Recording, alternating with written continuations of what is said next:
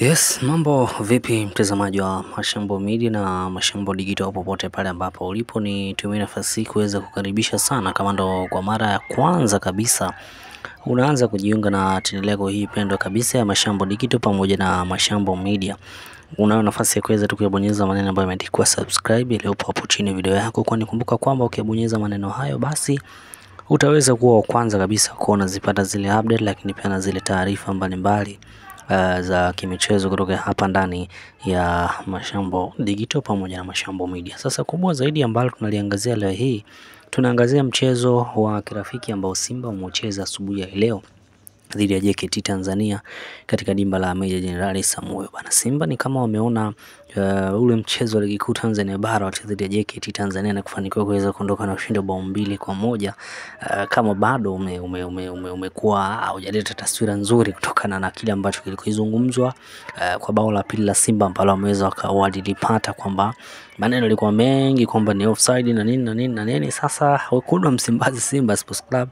wameamua sasa kwenda kuzima na kuonyesha kwamba wao ni nani bana. Waliomba mchezo wa kirafiki dhidi ya JKT Tanzania ambao ulichezwa asubuhi ya siku ya leo, na Simba kafanikiwa kuweza kuondoka na ushindi wa bao 6-0 kama ambavyo nakushuhudia hivi sasa hapo. Ni baadhi tu ya picha na matukio ambayo yalijiri katika uwanja wa Meja Jenerali Samuel leo hii, ambapo kikosi cha Simba katika namna moja ama nyingine kikiwa chini ya kocha Pantev kiwakosa nyota wake kadhaa, hususan wale key player katika kikosi hicho, kutokana na kwamba wanaitumikia timu ya taifa ya Tanzania, lakini pia na mataifa yao mengine, nazungumzia nje ya Tanzania. Katika namna moja ama nyingine wekundu wa Msimbazi Simba Sports Club katika ushindi huo wa mabao 6 ambayo wameshinda asubuhi ya leo, walifungaji wa mabao katika namna moja ama nyingine ni Jonathan Soa ambaye yeye ameweza kufunga mabao 3 katika namna moja ama nyingine, lakini pia Jean Charles Ahoua akiweza kutupia mabao 2, huku Bajabir akiweza kutupia bao 1 na kuweza kutamatisha kama karamu ya mabao 6-0 ambayo wekundu hao Msimbazi Simba Sports Club wameweza kuyafunga. Kambani ameingia Jonathan Soa, lakini pia ameingia Jean Charles Ahoua pamoja na Mohamed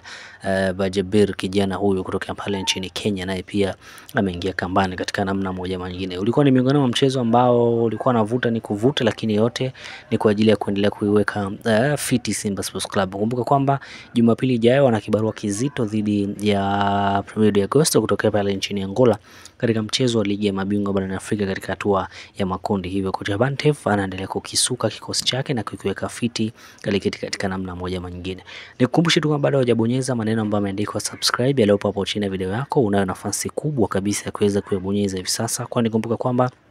ukiyabonyeza maneno ambayo yameandikwa subscribe yaliyopo hapo chini ya video yako, basi utaweza kuwa kwanza kabisa kuwa unazipata zile update, lakini pia na zile taarifa mbalimbali za kimichezo kutoka hapa ndani ya Mashambo Digital pamoja na Mashambo Media.